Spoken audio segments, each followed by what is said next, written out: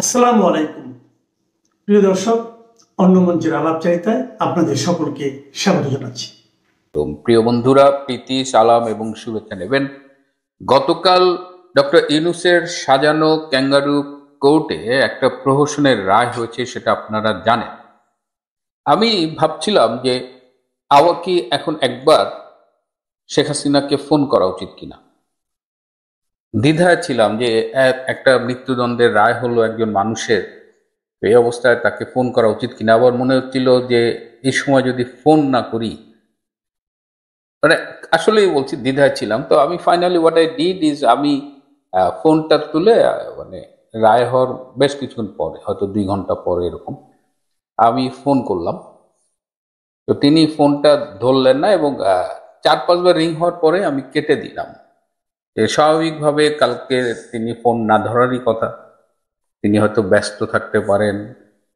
এই রায়ের জন্য একটা প্রতিক্রিয়া তার মধ্যে হতে পারে মানুষ হিসেবে, কারণ আমরা তো দিনের শেষে সবাই মানুষ।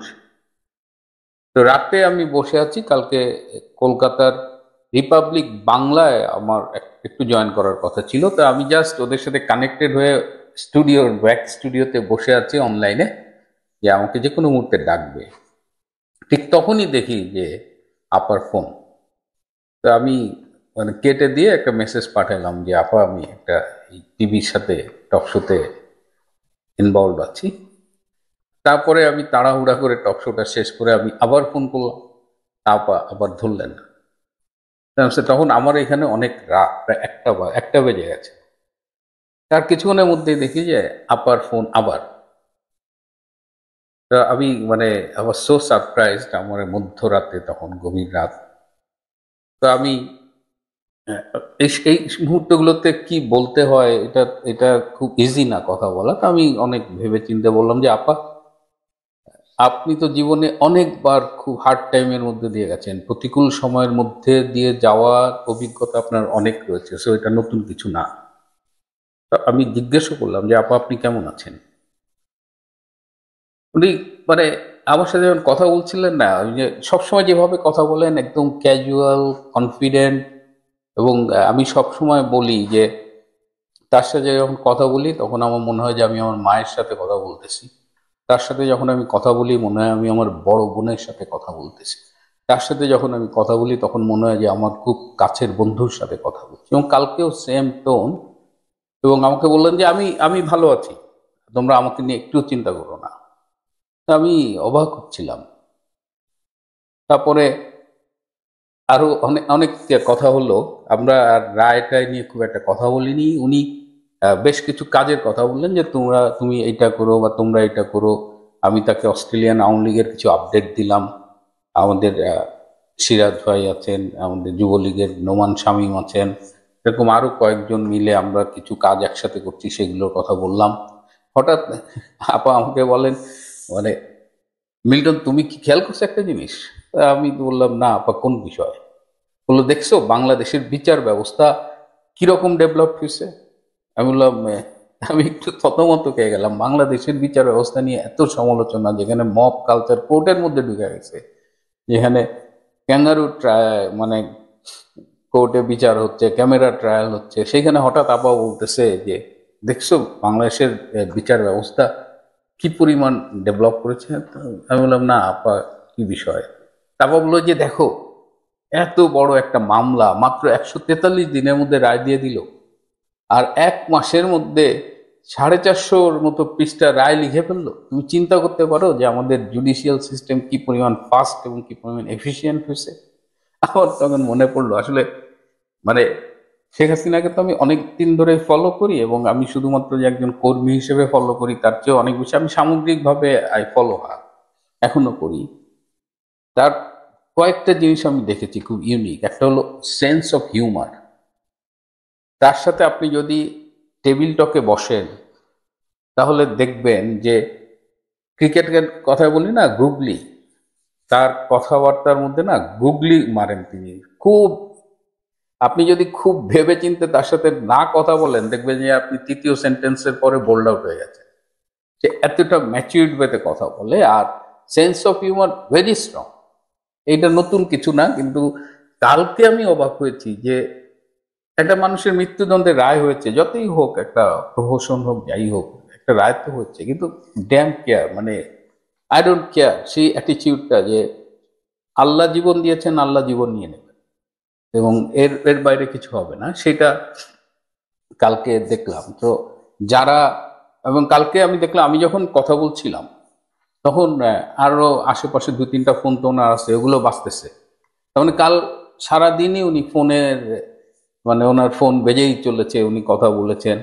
হ্যাঁ, এবং সারা পৃথিবীর বিভিন্ন প্রান্ত থেকে। এবং আপা কিন্তু এখন নানান পর্যায়ের কর্মীদের সাথে কথা বলেন, নেতাদের সাথে যতটা কথা বলেন তার চেয়ে অনেক বেশি কর্মীদের সাথে কথা বলেন এবং কল ব্যাক করেন, মানে।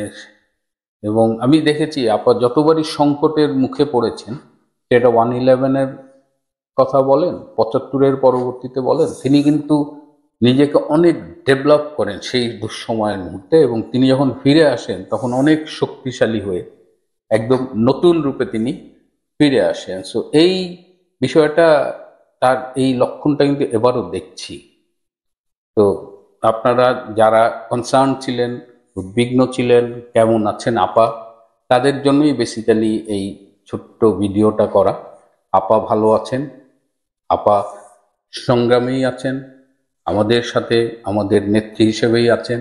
আজকে বাংলাদেশ যে বিপথে চলছে, উন্নয়নের বিপরীত পথে হাঁটছে, সেই সংগ্রামে আপা আমাদের নেতৃত্ব দিচ্ছেন। এবং আমরা যারা বাংলাদেশের জন্য, বাংলাদেশের মুক্তিযুদ্ধের জন্য, বঙ্গবন্ধুর জন্য কাজ করছি, তারা সবাই শেখ হাসিনার নেতৃত্বেই ঐক্যবদ্ধ আছি, থাকবো ইনশাআল্লাহ।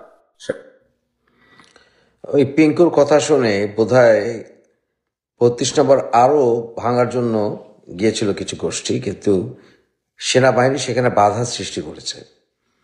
এগুলো কি ইঙ্গিত বহন করছে? এবং বিএনপিতে অনেকেই বিভিন্ন অন্যায় কাজ করেছে এবং তাদেরকেও ধরপাকড় করা হচ্ছে এবং আর্মি, সেনাবাহিনী সেখানে যুক্ত হচ্ছে। কি সুর বহন করে এখানে? আসলে পরিবর্তন হচ্ছে, চারিদিকে সিচুয়েশন পরিবর্তন হচ্ছে, ম্যাসিভ পরিবর্তন হচ্ছে, সামনে আরো পরিবর্তন আসবে। ভারতের সাথে আমেরিকার একটি স্ট্র্যাটেজিক অ্যালায়েন্স হয়েছে, আপনাদেরকে আমি বলেছি, আপনারা জানেনও। এই স্ট্র্যাটেজিক অ্যালায়েন্সের ফলে এখন বাংলাদেশের অ্যাফেয়ার্স মোটামুটি ভারতের হাতে ছেড়ে দেওয়া ছাড়া আসলে আর কোনো পদক্ষেপ আমার মনে হয় আমেরিকা নেবে না। তথাপি বাংলাদেশের ব্যাপারে ভারত পাকিস্তান একটি ব্যালেন্স থাকা প্রয়োজন। ইউনূস সরকার ক্ষমতা গ্রহণ করার পর থেকে একের পর এক ব্লান্ডার করে চলেছে।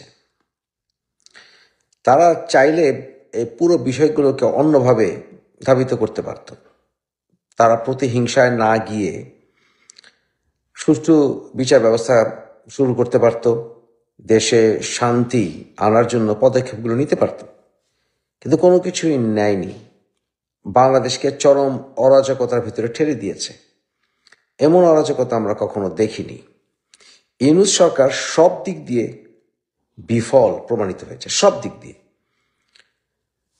তারা বরঞ্চ এখন সবচাইতে বড় শুধু বিফল নয়, অনেক ক্ষেত্রে তাদেরকে স্বৈরাচার হয়ে উঠতে দেখেছি আমরা।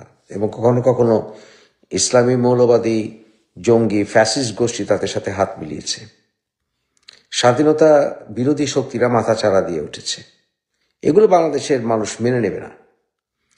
আমাদের বাংলাদেশের মানুষরা আসলে সহনশীল, অনেক সহনশীল, কিন্তু যখন এই জাতি ভয়ঙ্কর হয়ে ওঠে তখন তো এই জাতিকে ঠেকানো যায় না। এটা হচ্ছে আমাদের বাঙালিদের সবচেয়ে বড় শক্তি। বাঙালিরা দেখেছে যুগে যুগে বিভিন্ন সরকার গঠিত হয়েছে, এক সরকার গেছে, আরেক সরকার এসছে। আমরা অনেক ক্ষেত্রে আন্দোলন দেখেছি, বিপ্লব দেখেছি, কিন্তু কখনো আমরা আমাদের স্বাধীনতাকে বিকিয়ে দিইনি। আমাদের বাংলাদেশে অনেকেই ইদানিং উগ্রতা ছড়ায়, কিন্তু ওভারঅল আমরা বাংলাদেশিরা উগ্র নই, আমরা ধর্মান্ধ নই, আমরা ধার্মিক। যদিও আমরা উগ্রবাদী গোষ্ঠীকে মাথাচাড়া দিয়ে উঠতে দেখছি ইদানিং। যা বললাম, আমরা সইতে থাকি, কিন্তু সইতে সইতে যখন আমাদের দেয়ালে পিঠ ঠেকে যায় তখন এই জাতি ভয়ঙ্কর হয়ে ওঠে। এবং আমি মনে করি সেই সময় খুব বেশি দূরে নয় যখন এই সকল স্বাধীনতা বিরোধী জঙ্গিদের বিরুদ্ধে পুরো বাংলাদেশের মানুষ ঐক্যবদ্ধ হবে। এই সময়টি খুব একটা দূরে নয়। বিএনপি সমস্যা হচ্ছে, বিএনপি মনে করে যে একেবারে এনসিপি বা জামাতিদের সঙ্গে একেবারে বৈরিতা শুরু করলে ওদিকে আবার আওয়ামী লীগ শক্তিশালী হবে। কারণ বিএনপি সাংগঠনিকভাবে দুর্বল একটি দল, যদিও দলটি জনসমর্থন এর কারণেই বারবার নির্বাচিত হয়েছে এবং জিয়াকে মানুষ ভালোবাসে, কিন্তু একের পর এক ব্লান্ডার করেই চলেছে বিএনপি। এবং বিএনপি সবচেয়ে বড় দুর্বলতা হচ্ছে তারেক রহমানের এখনো সাহসে কুলাচ্ছে না দেশে ফিরবে। যাই হোক, আজকে যে রায়টি হলো, এই রায়টি আসলে আপনাদের এর আগের ভিডিওতে আমি বিশদ আলোচনা করেছি কিভাবে এই রায়টি আসলে রাজনৈতিক উদ্দেশ্য প্রণোদিত রায়। আপনি আওয়ামী লীগ করেন বা না করেন, আপনি শেখ হাসিনাকে পছন্দ করেন বা না করেন, এই রায়টি আপনাকে মানতে হবে যে এটা আন্তর্জাতিক স্ট্যান্ডার্ড তো বটেই, এটা বাংলাদেশের সংবিধানেরও আসলে 33-1 এই ধারার বিরোধী এবং এটা সম্পূর্ণ একটি রাজনৈতিক উদ্দেশ্য প্রণোদিত রায়। এখানে ফেয়ার ট্রায়ালের কিছুই ছিল না। কই 1974-75 ইস্যু টেনে নিয়ে এসে, বাকশালের ইস্যু টেনে নিয়ে এসে আওয়ামী লীগের পুরো দলটাকেই তারা একেবারে ফ্যাসিস্ট হিসাবে ঘোষণা করে দিচ্ছে, সাজেস্ট করছে। এই সকল রায় হাস্যকর। এই রায়কে কোনো মতেই বৈধতা দেওয়া যায় না। তবে আওয়ামী লীগের সামনে তাহলে কি, আওয়ামী লীগের সামনে কি কি পথ খোলা আছে? এখন এই রায়ের বিরুদ্ধে আপিল করতে হলে শেখ হাসিনাকে বাংলাদেশ আসতে হবে, সেটা সম্ভব নয়। এবং এই রায়ের বিরুদ্ধে আসলে অ্যাপিল করলে অনেক গ্রাউন্ড আছে, কিন্তু শেখ হাসিনা কি তার মনোনীত আইনজীবীকে ওখানে রিপ্রেজেন্টেটিভ হিসেবে আনতে পারবেন? না, ওনাকে সেই অধিকার দেওয়া হবে না, ওনাকে সেই ফেয়ার ট্রায়াল অধিকার দেওয়া হবে না। কারণ বড় বড় অনেক লয়ার আওয়ামী লীগকে রিপ্রেজেন্ট করতে গিয়ে চরম হ্যারাসমেন্টের শিকার হয়েছেন এবং এই হ্যারাসমেন্টের শিকার হওয়ার কারণে বর্তমান সরকার যে একটি বিফল সরকার সেটা প্রমাণিত হয়েছে। আমি আপনাদেরকে বহুবার বলেছি, আপনারা জানেন যে ইউনিট সরকারের অধীনে কোনো নির্বাচন হওয়া সম্ভব হবে বলে আমি মনে করছি না এখনো। তাহলে অ্যাপিলের বিষয়টি গেল এবং সেই অ্যাপিল করলেই বা কি ঘোড়ার ডিম রায় হবে এটা আপনারা আন্দাজ করতেই পারেন। আমি সবসময় সুষ্ঠু বিচারিক প্রক্রিয়ার পক্ষে, সেটা আমার চরম শত্রু হোক মিত্র হোক। তাই আমি মনে করি এখানে সুষ্ঠু বিচার হওয়ার কোনো চান্সই নেই। তার বিচার প্রক্রিয়ার গেল, এর পিছনে টাইম নষ্ট করে খুব একটা লাভ হচ্ছে বলে মনে হচ্ছে না।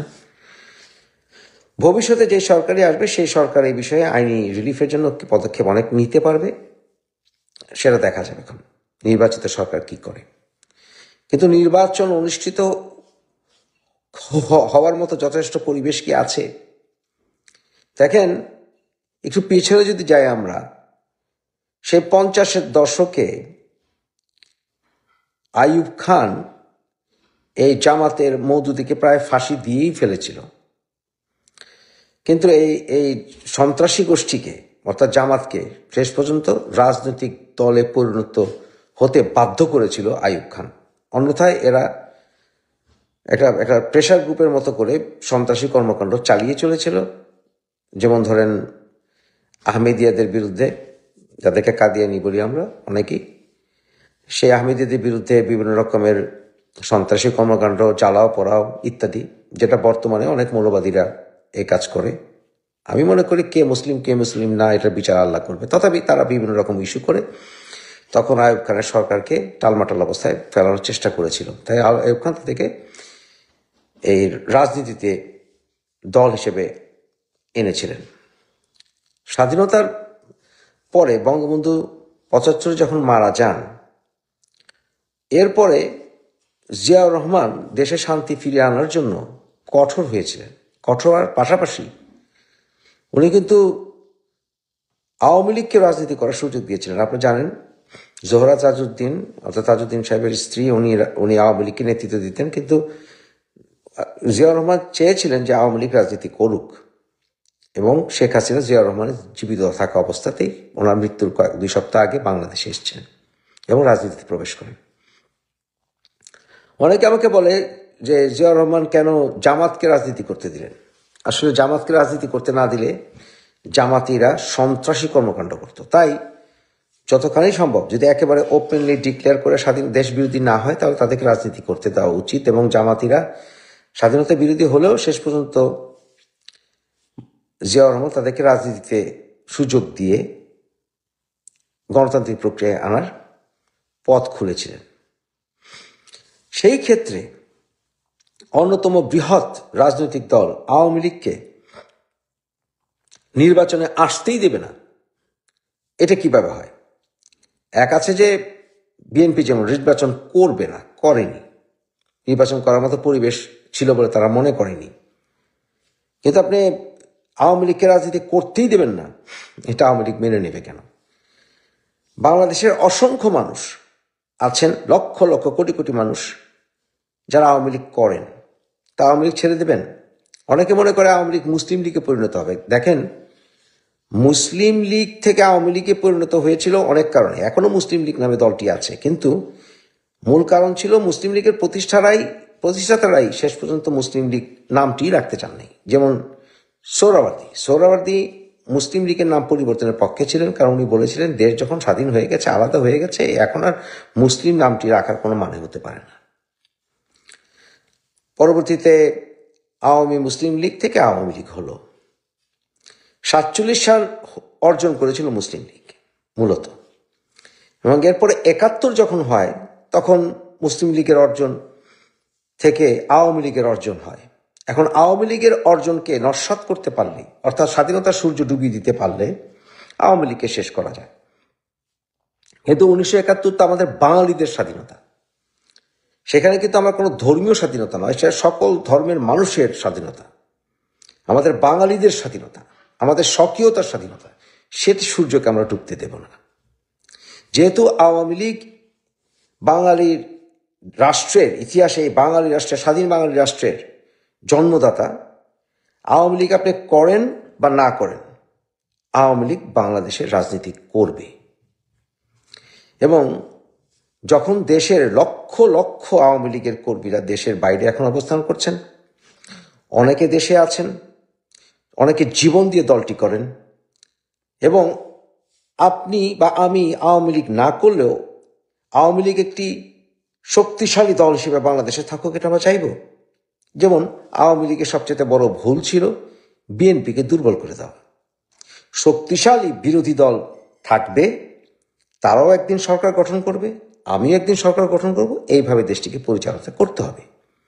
তাই বিএনপিকে মানতে হবে যে আওয়ামী লীগ রাজনীতি করবে। এখন আওয়ামী লীগের রাজনীতি করাটাকে কবর দিয়ে জামাত চায় বিরোধী দল হতে বা একদিন ক্ষমতা দখল করতে, সেই সুযোগ তাদেরকে দেওয়া উচিত নয়, দেওয়া হবে না। কারণ এরা যদি কোনদিন ক্ষমতা চায়, গণতান্ত্রিক সকল দলগুলোকে ইসলামের দোহাই দিয়ে হত্যা করবে, বুঝলেন? তাই আওয়ামী লীগের সামনে কি সুযোগ? এর আগে বললাম, অ্যাপিল করা তো সম্ভব না, আর অ্যাপিল করতে হলে যেটা করা দরকার সেটা করবে না। আরেকটি হচ্ছে শেখ হাসিনা নিজে বাংলাদেশে চলে আসা। শেখ হাসিনা যদি বাংলাদেশে চলে আসেন, ওনাকে ফাঁসি দেওয়ার ক্ষমতা বাংলাদেশের কোনো সরকার রাখে না, এবং ওনাকে ফাঁসি দিবে আর ভারত তাকিয়ে তাকিয়ে দেখবে, এইটাও কোনোদিন হবে না। তাই উনি বাংলাদেশে আসলেও ওনাকে যে ফাঁসি দিতে পারবে আমি বিশ্বাস করি না, বাট উনি বাংলাদেশে এইভাবে আসবেন বলে আমি মনে করি না। এর পরবর্তী তাহলে কি পদক্ষেপ রয়ে গেছে, যেটা ইউনূস সরকার বোধহয় বাধ্য করছে, সেটা হচ্ছে চরম সংগ্রাম। আওয়ামী লীগের লক্ষ লক্ষ কর্মীকে ঠেকিয়ে রাখা যাবে না। আওয়ামী লীগের শাসনামলে আওয়ামী লীগ অনেক ভুল করেছিল, বিশেষ করে কোটা আন্দোলনের সময় আমরা মিডিয়াতে যা দেখছিলাম তাতে করে ছাত্রদের প্রতি আমাদের সিম্প্যাথি গ্রো করেছিল। তাই সাধারণ জনগণ এই মুভমেন্টে ছিল 24-এ, আমরা অনেকেই ছিলাম 24-এ। কিন্তু পরবর্তীতে ধীরে ধীরে প্রকাশিত হলো যে শেখ হাসিনাকে যতই সমালোচনা করি না কেন, এই আন্দোলনকারীদের ভেতরে যারা নেতৃত্বে ছিল তারা অনেকেই ছিল সন্ত্রাসী জঙ্গি। তা না হলে কেন যারা মারা গেছে আন্দোলনকারী, যারা আহত হয়েছে, তাদের রাজনৈতিক ব্যাকগ্রাউন্ড চেক করা হবে না?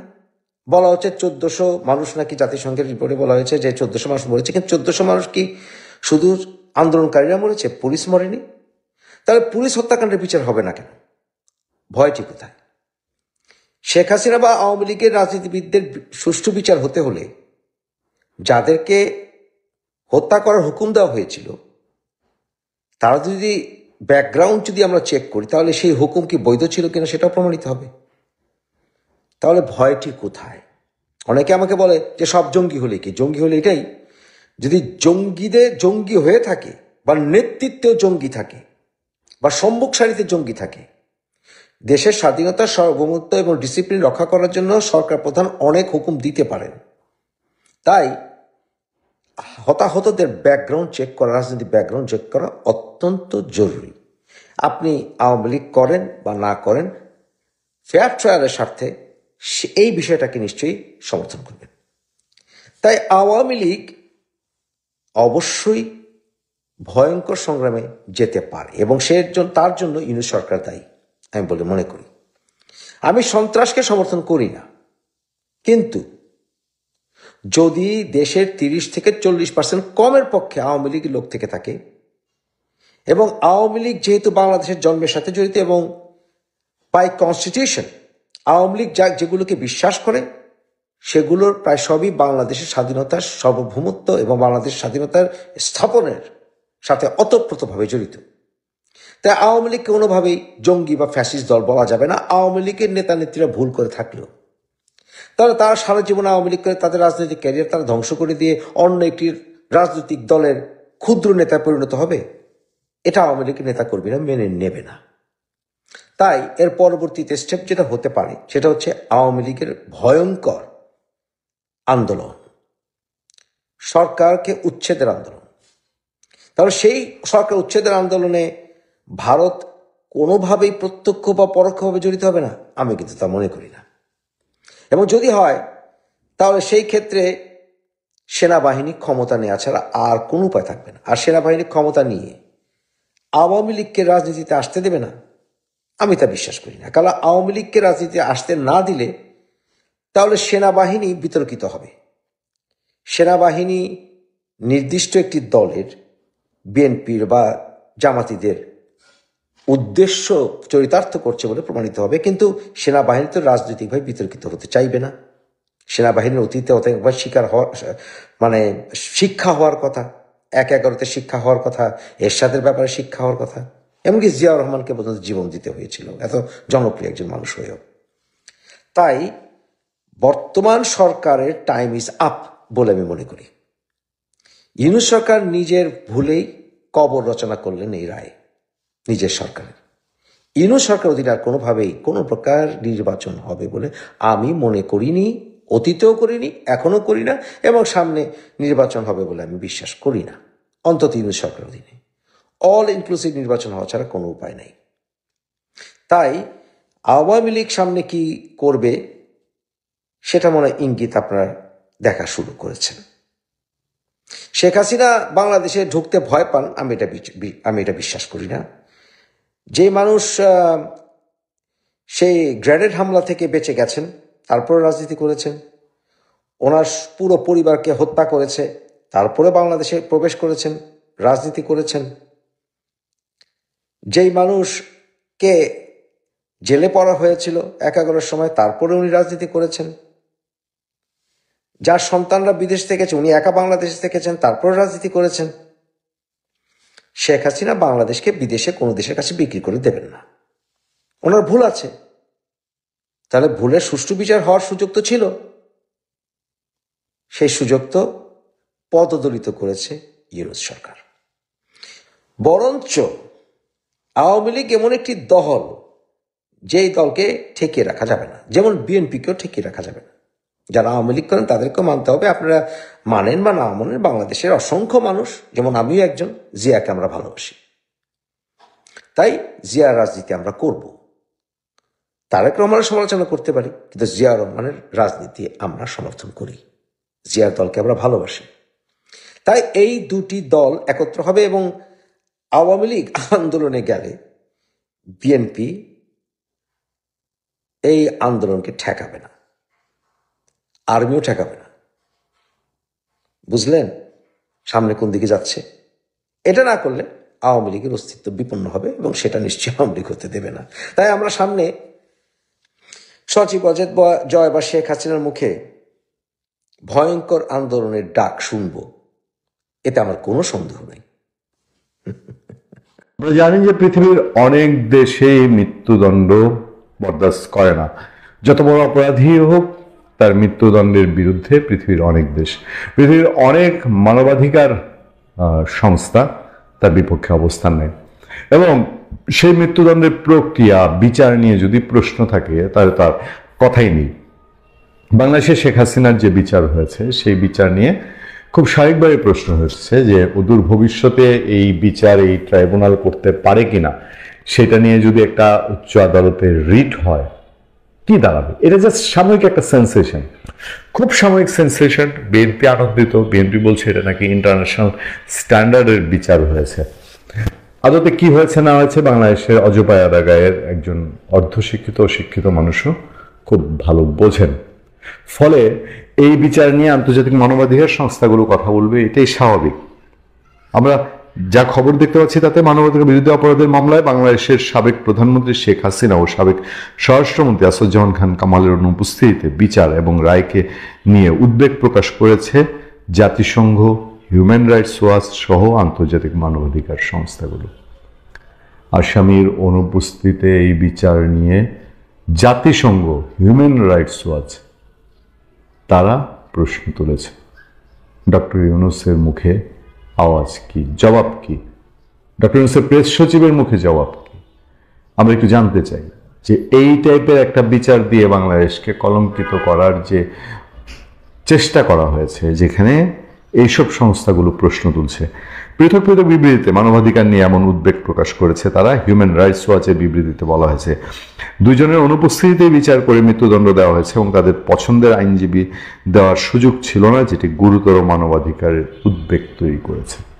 একজন আইনজীবী দিয়েছে রায়, তার আসামির ফাঁসি হয়েছে, তিনি হাসেন। অন্যদিকে জাতিসংঘ মানবাধিকার কার্যালয় এই মৃত্যুদণ্ডের রায়ের বিরোধিতা করেছে, কেননা দীর্ঘদিন ধরে এই ধরনের সাজা বাতিলের অবস্থা আহ্বান জানিয়ে আসছে জাতিসংঘ। একই সাথে তারা বাংলাদেশের ন্যায় বিচার প্রতিষ্ঠার উপর গুরুত্ব আরোপ করেছে। তবে এই রায়কে ভুক্তভোগীদের জন্য একটি মুহূর্ত বলে উল্লেখ করেছে জাতিসংঘের মানবাধিকার কার্যালয়।